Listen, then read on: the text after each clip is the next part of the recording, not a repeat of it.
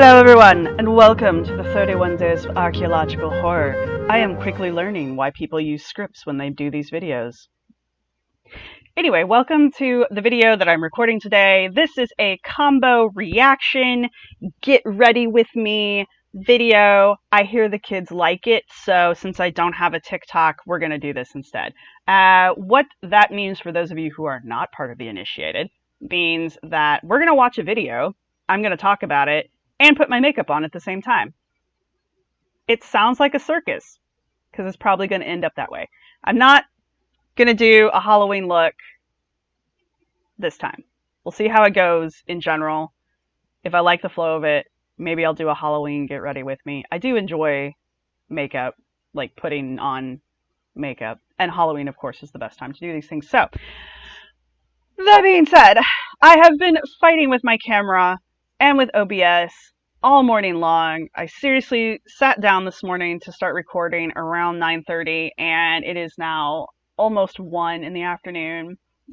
The program has only been working for maybe 10 minutes. I'm expecting it to explode at any moment, so I figured trying something easy would be fine. So, what we were going to be discussing is this gentleman on screen. His name is Arith Härger. He has a YouTube channel. He himself is also an archaeologist, so it is totally in theme with what we're doing. Now, the reason why I've chose this video is you can see, can you see? Other way. Boom! The runes, common misconceptions. Now, I will, full disclosure, Arith Härger is a practitioner of Norse paganism. I believe he practices magic. I know he practices divination. I think he talks about it a little bit in this video. It is a 44-minute video. It probably will not take me that long to do my face because my makeup is not that complicated. And we're just gonna, I do have him sped up, so if his accent is a little thick for you, because it's a little thick for me, that's a me problem, not a him problem. I recommend that you go to his channel, his YouTube channel that I will link down below. Definitely check out his videos. He has a plethora of videos. I find them very informative. They do range from, he will talk about his rune series, to most of the stuff he puts out is academic in nature. So it's very informative. And yeah, if you want to know what actual archaeology around Norse culture looks like, this is a great channel to go to and look at. What do you want? Do not take my light out. I'm going to let this play a little bit so that he can get his introduction out of the way, and then I guess we'll start trying to put on makeup. Hello everyone, how are you? I'm Arith Härger, and today I'm going to talk about a few common misconceptions concerning the runes. I thought this would be perhaps an interesting and useful video, because indeed there are an awful lot of wrong ideas and misconceptions concerning the runes, the great majority fomented by New Age movements, neo-pagan religious organizations focused on politics, and of course occult groups of children playing at being wizards. I feel it's also important to reinforce that in the past 3 years and a half or so, well, since I've become a YouTuber, I've been making my own rune series, picking up each rune from the elder Futhark and speaking about their meaning. Again, I must say that those videos are the very few non-academic videos on this channel. So perhaps we should start right away with this perception that the runes are magical symbols and used for divination. Before we do that, the fact that he spent so much time defending his videos as being academic, even though he does do a rune series where he discusses the divination meanings and the magical meanings of the runes, I think is indicative. There's a thing that happens in archaeology where well, we know we have biases, and if you don't believe you have a bias in archaeology, then you're wrong. But there's this belief in archaeology where if you are open about your self-identities, whatever identity it is you choose to be open about, that somehow corrupts your ability to be critical or observant of your identity group. And for some people, that's probably true. For some people, I don't know, maybe it does. From my point of view and from my perspective and my personal experience with not only my own life, but other people as well, having an insider's view of a group helps, especially when you're performing the anthropology side of archaeology, because it helps you. There are things within groups that don't make sense if you're from the outside, and it causes a misinterpretation to occur. And of course, since we're all arrogant jackasses, which we all are, we think we're right. And so when someone from the group that we're studying comes up to us and says, "Hey, you misinterpreted this wrong," we archaeologists, anthropologists go, "Well, no, because I am the unbiased outside observer, and I am the one who can only look critically and unbiasedly at your society and tell you what you're doing." Well, no, you're wrong. So yeah, there's probably people within societies who have no business critiquing them. But it has been my personal experience, and I don't feel like this guy should have spent as long as he did defending himself because of this. Being an insider to a subgroup or a culture, if you are aware that you are a member and you are biased because of that membership, you can still put on your archaeology and your anthropology hat, and you can still perform damn good research and damn good reporting of your research without having to feel shamed for being part of that group. And this doesn't just go with like paganism. This goes with any time you have someone who is considered an insider to a group, be it their race, their gender, their sexual identity, their religious leanings, just their likes and dislikes of a certain hobby. I think it's more difficult to be critical of a group when you are a member of the group, but literally that's what archaeologists and anthropologists are trained to do, is to be observant and critical, and at this point acknowledge that we have biases and that those biases will color the way we see things. So if you are a well-trained archaeologist and you are honest with yourself, I do not see a reason why you cannot conduct archaeology within your own in-group. You can at me if you want. That's my stance. Forward! So please, let's get started. Oh. Yeah, and since we're getting started, this is, I don't know why people like doing this, but, shit.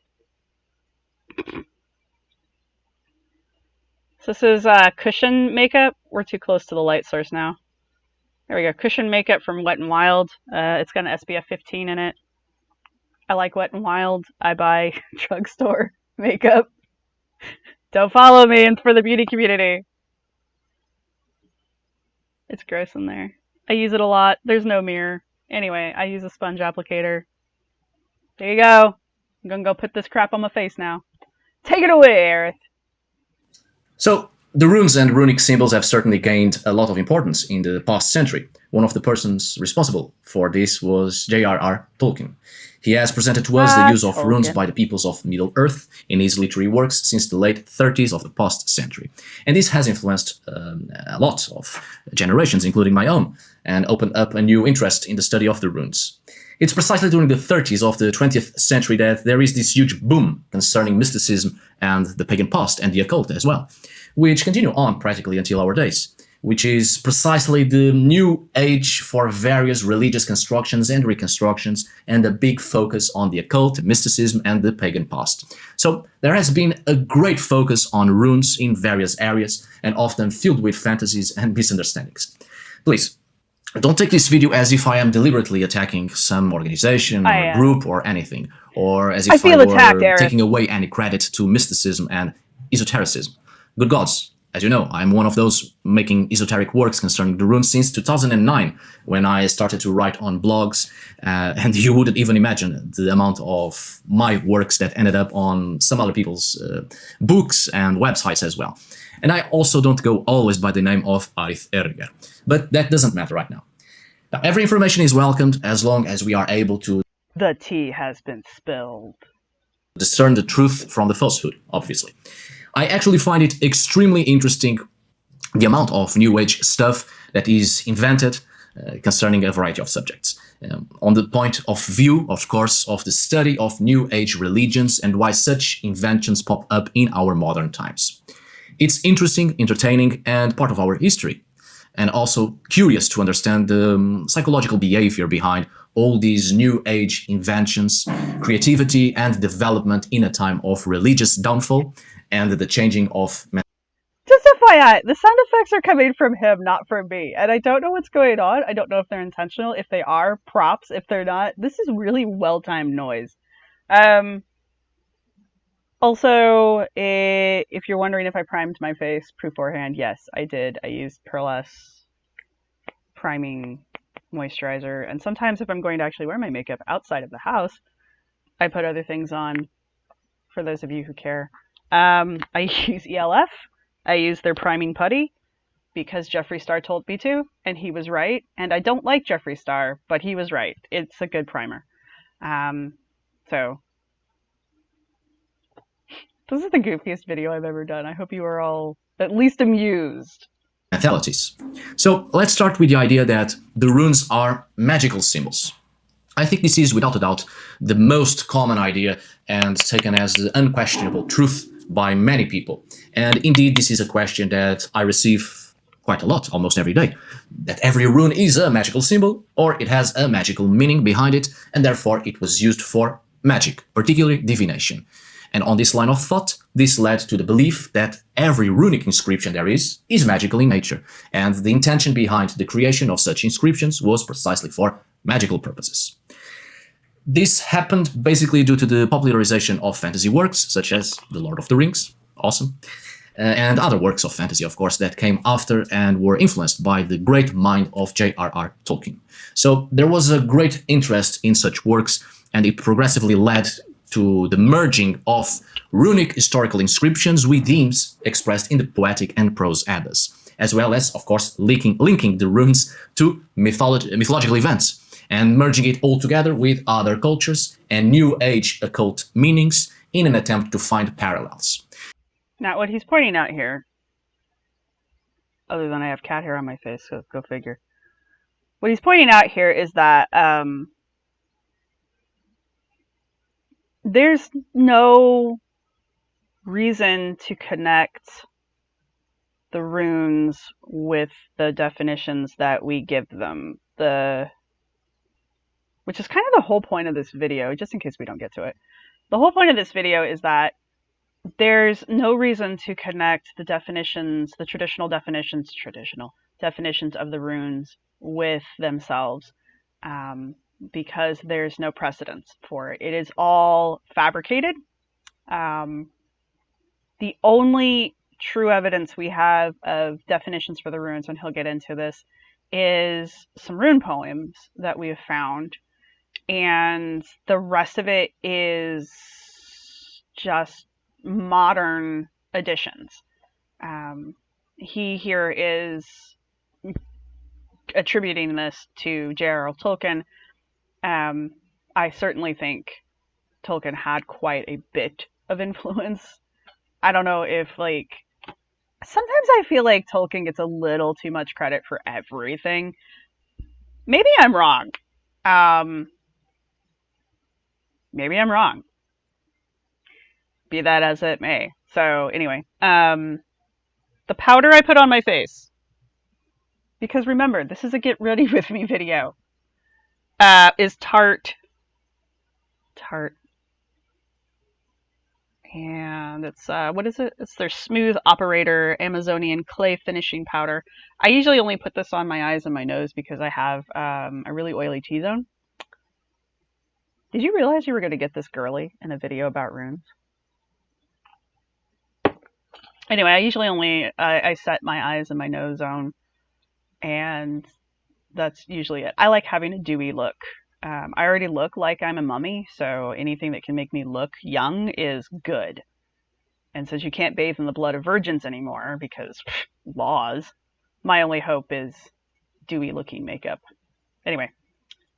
And of course, since there was this perception that the runes were magical symbols, the runes have been transported to a variety of magical arts, including divination methods, mostly trying to apply the basic notions of tarot and other fortune-telling methods to the runes.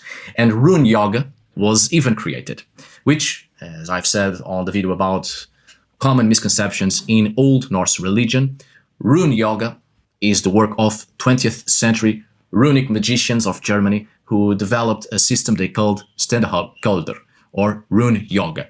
And it is much more inclined actually to Indian religious principles and discipline rather than actual Old Norse religious conceptions.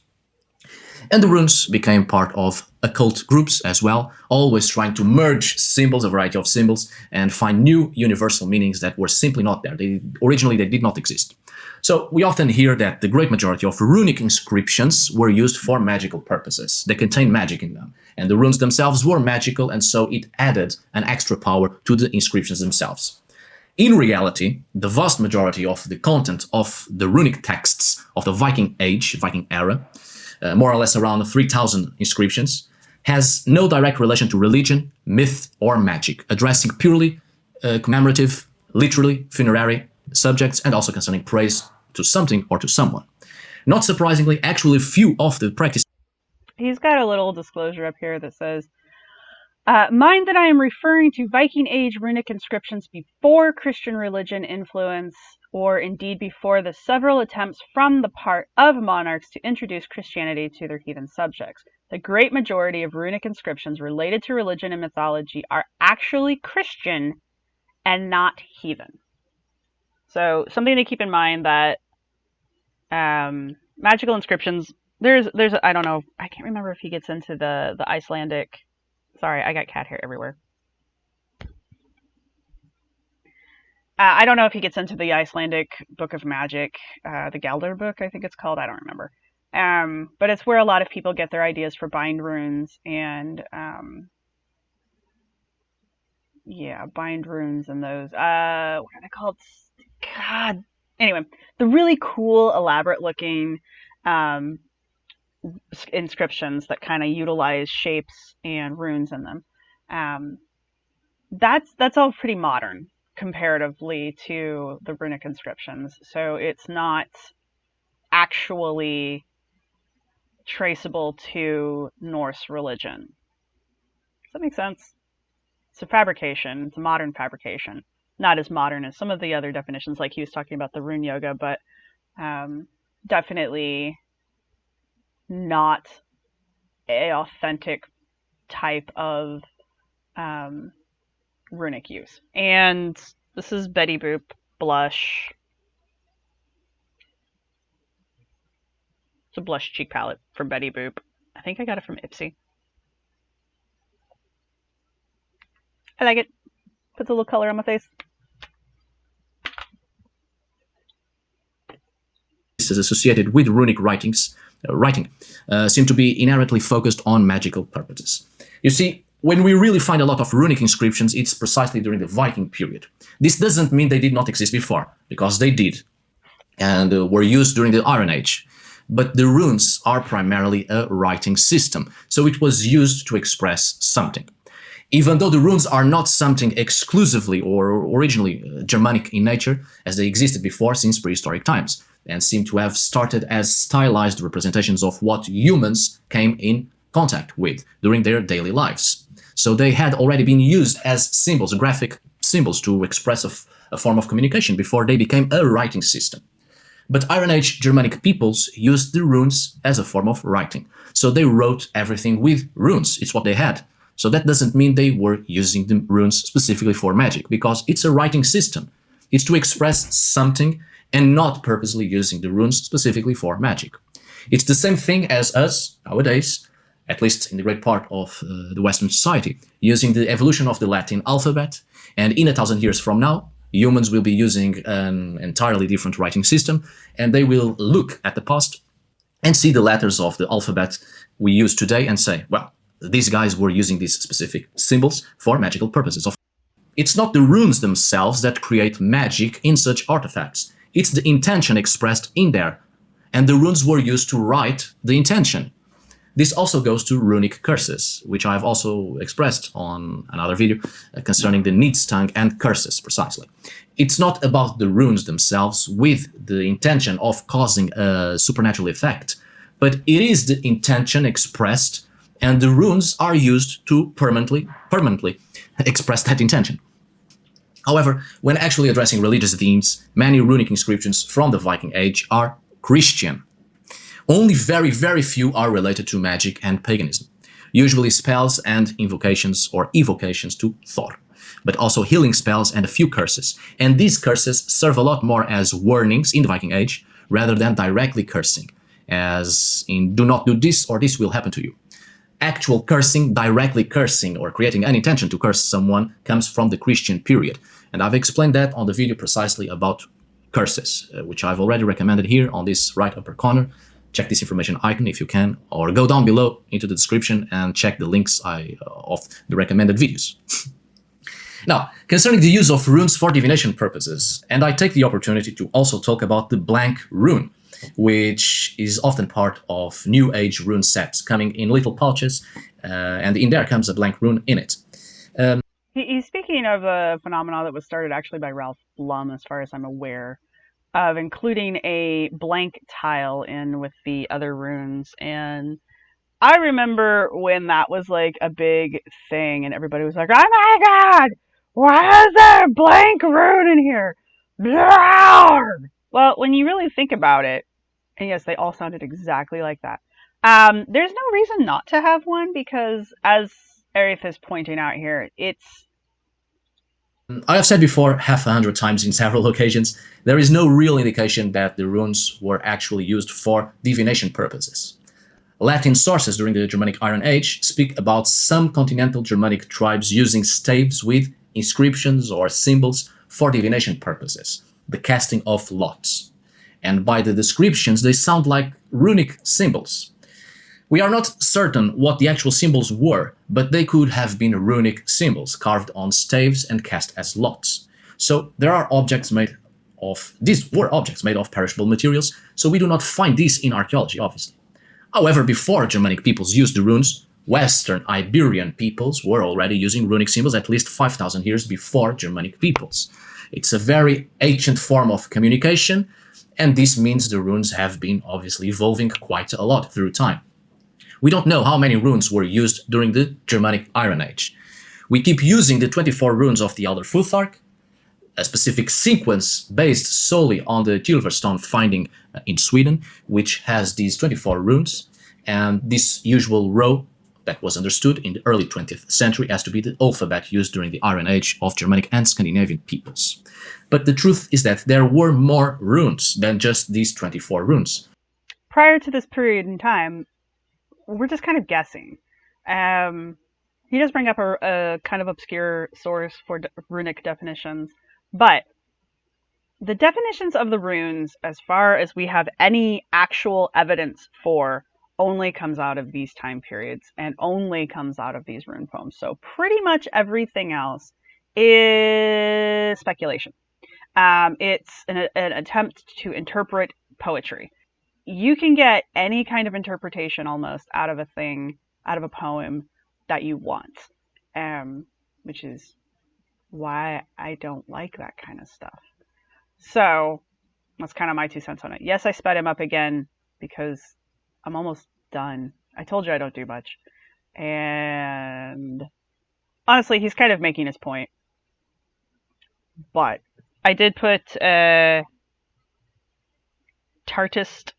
I think this is a Tarte product. Yeah, this is Tarte. It's an eyeliner. It's a liquid pencil. There's a pencil on one end and a liquid on the other. I know you can tell the difference. I also have a huge mistake on one of my eyes already, but since I'm not that close to the camera, you can't see it. I mean, don't follow me for beauty advice. Old Norse, Anglo-Saxon, Icelandic, and also Swedish rune poems that give us the meaning of a couple of runes, and not the 24 we have so labeled Elder Futhark. And certainly we don't even have indications of the hundreds of thousands of runes since prehistory that eventually have been lost to us, because we do find a variety of prehistoric runic symbols, the oldest so far from Western Iberia. So there was a long process of evolution of these symbols, runic symbols, and picking up a few to equate with each specific language and used runic symbols as a writing system. Hello, cat. We know during the Viking Age, runes were sometimes used for magical purposes.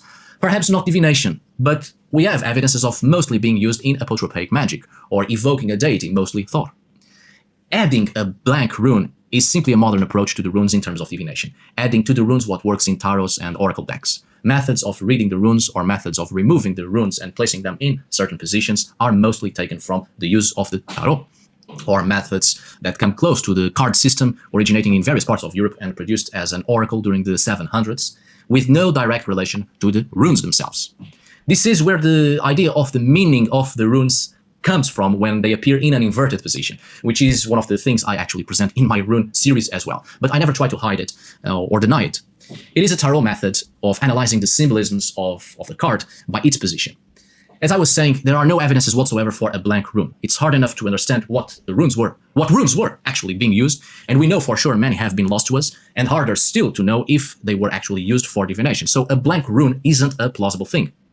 Personally, I use the runes for divination. It works, at least for me, but that's something I've found, and it works because I have incorporated the runes into divination methods and even created divination methods of my own. But this is not something from the historical past. I think that's the most important thing that I want people to take away from the video that we're watching right now is that, and one of the reasons why I enjoy his videos, because he, at the same time that he can say, I practice divination, I use divination, I create my own ways of divining, he can also say, there's no historical precedence for this.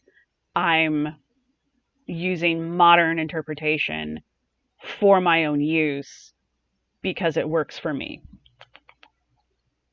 Which I think it's the responsible thing to say as an archaeologist who's studying your in-group, because it shows me that he's aware of his bias. And I think that's something that a lot of people who practice New Age religions in general are not aware of, is that how modern things are, and then they try to use archaeology backwards. So they'll do something and then they try to use archaeology backwards to justify why they're doing that. We see this every year around Easter and Christmas. The whole concept of Christianity stole this holiday from this ancient religion, which is actually tied back to Ishtar and Osiris and farther back even to this, that, and something else. And it's like, no, stop it.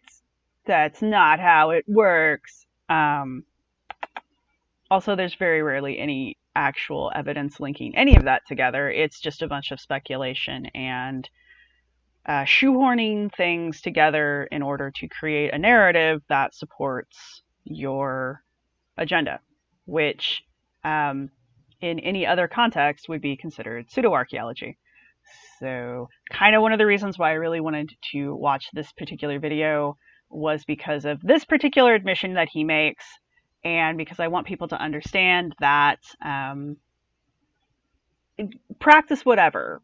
As long as it's legal and everybody's consenting, practice whatever. Just understand that probably whatever you're doing religiously is modern in origin and not as historical and archaeologically supported as you may think, I guess is what I'm getting at.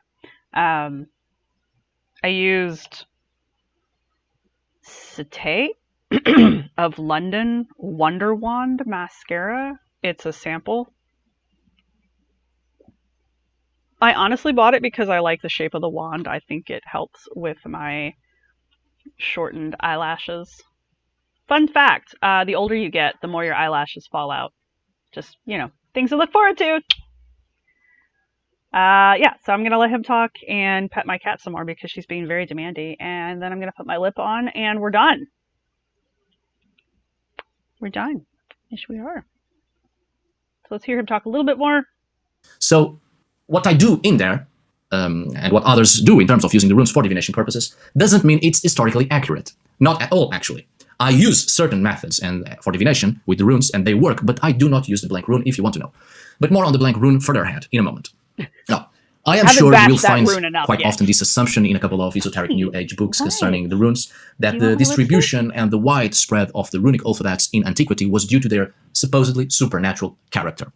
In fact, the distribution of runes in European antiquity was related to its use as a graphic communication tool, adapting and evolving according to the different languages adopted by the Germanic peoples mostly. And that's just it. Continue to speak about divination, we have the important aspect of the runes having been used by oracles as an oracle method to perceive the will of the gods or of the supernatural reality and events to come. As I said, there is absolutely no historical or archaeological evidence that runes were actually used as a divination instrument or oracle, at least in the Viking period. New Age writers of esoteric works about the runes often, actually always, quote the famous little excerpt from Tacitus' work Germania from around the late 1st century of the Common Era. And as it is obvious, it is an historical time well before the Viking Age period. It is what I have already said before, symbols carved on staves created from branches of a specific tree, previously chosen for this purpose, staves used as lots, and as Tacitus described, they are thrown into a white cloth. The small staves are picked up 3 times, one by one, and from there the oracle predicts the outcome of an event, or the will of the gods. The oracle made an interpretation according to the symbols on the staves that were picked up. My coffee. According to some experts, this description of Tacitus applies to runic oracle. But this is very problematic because it predates the historical existence of the Germanic writing system by at least 2 centuries, making it very doubtful that the set signs or symbols or characters in those staves used by the oracle were actually runic in nature. As I said, we find runic prehistoric symbols in Western Iberia, even before the Etruscans were using runes or runic symbols, which influenced old...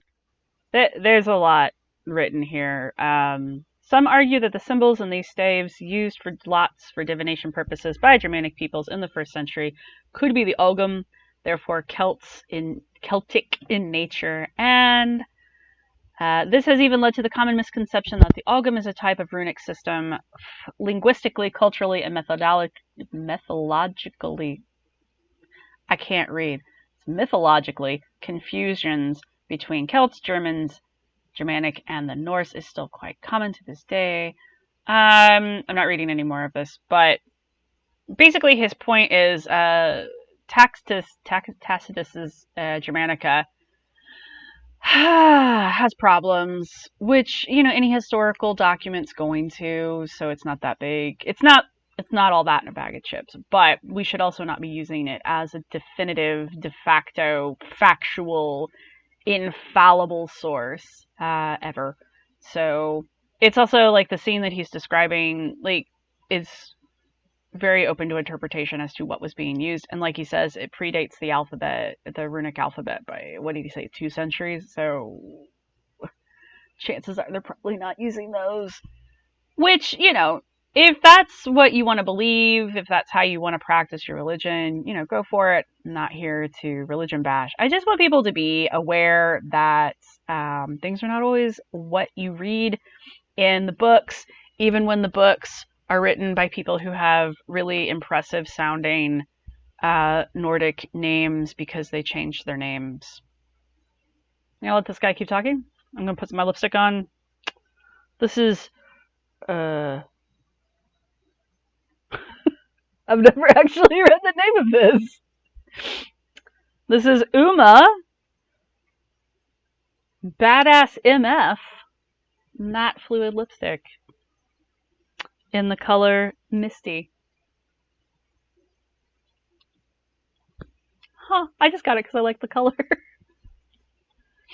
Old Italic peoples in the Iron Age, and eventually runes were introduced to the Germanic peoples. But we find no evidences or runes in Germanic context before or during the period described by Tacitus, the 1st century. Runes are introduced to Germanic peoples at least 2 centuries after Tacitus' description, as I've said. The contemporary use of runic divinatory systems gained popularity actually after the publication of Ralph Blum's book in 1987, the Book of Runes, although he never actually claimed any historical veracity, no historical facts whatsoever about his methods. But since the publication of this book, A whole generation of people have been using divinatory methods without questioning about the historical authenticity of this system presented by Ralph Blum, especially among neo-pagan groups. Like I said, I too use divination methods with the runes, but I am aware that what I am doing probably wasn't done in the actual historical past. Not with the runes anyway, but I do it anyway because it bloody works. It is of my belief that religion is meant to evolve with the changing of mentalities of a society. A change of mentalities that aims to construct a better, brighter, and wiser future, of course. That has been the true essence of paganism since the very first prehistoric demonstrations of early humans trying to express a connection with or towards the supernatural. The religious mind has always been evolving, so why stop now? Of course, we need to be aware of the actual historical past, what is actually something that was done in the past, and what are the new conceptions of our modern days. Which is why I do find it absolutely fascinating and extremely useful, the study of New Age religions, religious reconstructions, because it actually helps to differentiate what is new and what isn't. The current oracle divination rune tradition is not based in any ancient or medieval historical past, but it's actually a Gothic revival linked to Romanticism from the late 700s to the Brothers Grimm, and then to Wagner, until the redesignations of the runes by the Nazis and by Tolkien, which gave entirely different meanings to the runes. Mind that I'm not saying that Tolkien was a Nazi, no connection there whatsoever. What I'm saying is that the meaning behind the runes that we have right now, nowadays, in a variety of esoteric books, the meaning without counting with what comes in historical rune poems, the great part of the meaning we have of the runes nowadays and designations of the runes comes from a long process of romanticized Gothic revival since the late 700s, passing by a variety of moments focused on that same romantic revival, especially of the 19th century, and in the 20th century, the Nazis and Tolkien, two distinct subjects, gave a whole new meaning to the runes based on the previous romantic movements. The Nazis for political purposes based on nationalist traditional ideas, and Tolkien for epic fantasy purposes. All right, I'm going to stop him there. We're 26 minutes into the 44-minute lecture. Please go watch the rest of this on his channel. But I mean, I can only stretch my makeup out so far because like I said, I don't wear that much. And I put my lip on crooked, so I'm going to go repair my face off camera because I'm going to. So anyway, what he's saying here at the very end, though, is very important because it's kind of the crux of a lot of problems that people have with Norse pagan religion, is people who are outside of the group have with Norse pagan religion. A lot of people just assume that if you're a Norse pagan, you are also a Nazi. And I mean, no, definitely not. But I understand where that misconception comes from, and I understand why that misconception hangs around, because there are still groups today, and he does address this in his video, there are still groups today that are white supremacist groups who use runic and Norse symbols to describe themselves. And I cannot think of any formal heathenry group that does not publicly denounce it. And so there's that. Like, as far as the organized parts of Norse pagan religion goes, all of them have public statements that completely denounce any kind of racial superiority, any kind of discrimination based on sex, gender, or personal identity. So there's a lot of space for inclusion within the Norse pagan religions, the heathenry religions. So I encourage you, if you see someone who has runic anything on them, not to immediately assume that they are an asshole. That doesn't mean they're not an asshole. It just means they're not an asshole because of that. And yes, but the other end of what he's saying is, and this is something that's problematic within the in-group, a lot of the definitions that are used for the runes for divination and magical purposes actually come about because of, as he says, the romantic revivalism and kind of pushed by the Nazi agenda. So as a group, probably need to re-examine that a little, maybe try to filter that out, remove that, because as he's saying, it's not accurate anyway. Historically, there's no connection, there's no archaeological connection, there's no historical connection between those definitions and the actual definitions. But again, there's absolutely no evidence of runes being used for divination purposes in the past anyway. So, I guess we'll fall back on ye old Wiccan ride. As long as you're not hurting anyone, do what you want. So there's that. But it is important to me. This is something I've been wanting to have on my show for a while. This is part of debunking pseudo-archaeology. Pseudo-archaeology doesn't necessarily just mean giants, aliens, and creationism. It can also include modern New Age movements and modern paganism. I wanted to put this kind of a video out there because I want people to be aware that I am aware that, modern groups are not divorced from the use of pseudo-archaeology to push agendas. But at the same time, I don't feel like every little use of pseudo-archaeology is necessarily going to destroy the whole damn world. But I do think you should be aware, if you're going to do something like this, that that thing that you're doing is 100% made up. If you like doing it, I like Ren fairs. I don't have a lot of room to talk, but I'm perfectly aware that there's no historical anything really to the Ren fairs I go to. But I go anyway. And they won't let me take my cat this year. So anyway, I hope you all enjoy this video. It'll probably get edited out a little bit and put back up. I don't want it to be forever long. Enjoy it. Please go check out Arith Härger's channel. I hope you enjoyed watching me smear shit on my face. And I will see you for more of the 31 Days of Archaeological Horror in the future. Mwah.